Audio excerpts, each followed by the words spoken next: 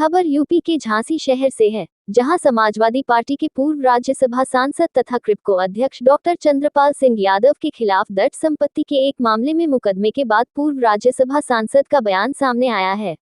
इस बयान में उन्होंने दर्ज मुकदमे को बेबुनियाद बताते हुए राजनीतिक साजिश करार दिया है। बताते चले कि यह मुकदमा थाना सीपरी बाजार में दर्ज किया गया है। झांसी से दीप न्यूज के लिए दीपक चंदेल की रिपोर्ट। जानकारी में आया है कि झांसी में हमारे विरुद्ध झांसी की श्रीमती सुदेश बेरी के द्वारा कुछ आरोप लगा करके हमारी शिकायत की गई है। वो हमारे घर के बिल्कुल पड़ोस में हमारी दीवार से दीवार उनकी लगी है। 2018 में वो प्रस्ताव लेकर के आई कि हम इस मकान को बेचना चाहते हैं और हम बाहर जा रहे हैं। हमने बात की, तय करने के बाद 19 जनवरी 2019 में हमने उसका एग्रीमेंट करवाया और एग्रीमेंट करवाने में उनको जो पैसा तय हुआ उपलब्ध करा दिया, उनके खाते में उपलब्ध करा दिया। इसके पश्चात उसमें 2 वर्ष का टाइम दिया गया था रजिस्ट्री के लिए, और जब समय आया हमने उनसे कहा और उन्होंने भी जा करके हमारी रजिस्ट्री भी कर दी और जो शेष अमाउंट था हमने उनके खाते में उपलब्ध कर दिया।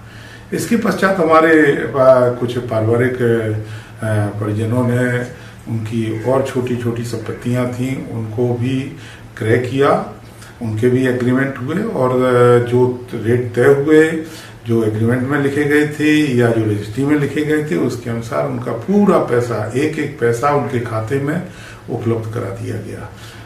और लेकिन वो लगातार उसी मकान में रहती चली आ रही थी। हमने उनको कहा कि भाई अब 5 साल हो गए, 5 साल के बाद ये मकान अब खाली करिए।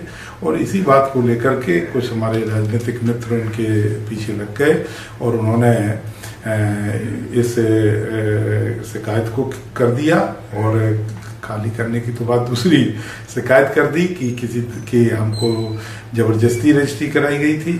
अगर ऐसी बात थी तो 5 साल तक क्या करते रहे, 5 साल का समय हो गया, सारी संबंध मधुर थे, हर चीज थी, लेकिन उन्होंने जिस तरीके से लोगों के सिखाने में, बहकाने में ये कार्रवाई की है पूरी तरीके से निराधार है।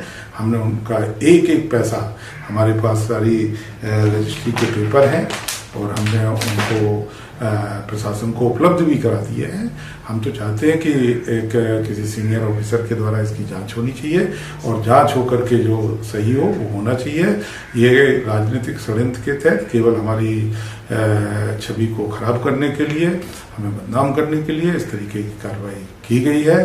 मैंने आज तक कभी ना तो किसी के घर मकान पर कब्जा किया है, ना आज तक कभी किसी का हमने पैसा रोका है। एक एक पैसा मैंने उनका उपलब्ध कराया है, कोई पैसा बाकी नहीं है।